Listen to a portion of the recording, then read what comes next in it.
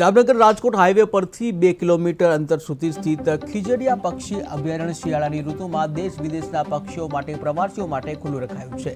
ત્યારે gulf of કચ્છના કિનારે વસેલું આ અભયારણ્ય પક્ષી પ્રેમીઓ માટે એક સ્વર્ગ સમાન છે, જ્યાં દરરોજ વિવિધ પ્રકારના પક્ષીઓની સુંદર નજરે પડે છે। ત્યારે નવેમ્બરથી ફેબ્રુઆરી સુધી જે પ્રવાસીઓ માટે અહીંથી પરમિશન મળતું રહે છે અને નિયમિત ટિકિટ પણ ઉપલબ્ધ છે।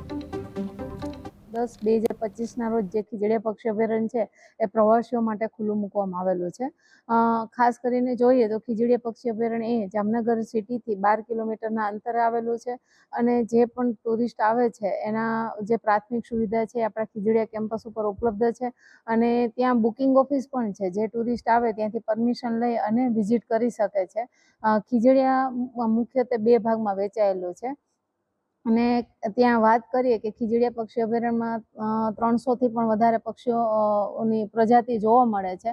અત્યારે જોઈએ તો હાલ શિયાળાની શરૂઆત થઈ ચૂકી છે અને જે બીજા દેશમાંથી યાયાવર પક્ષીઓ છે એ આવવાના શરૂ થઈ ચૂક્યા છે।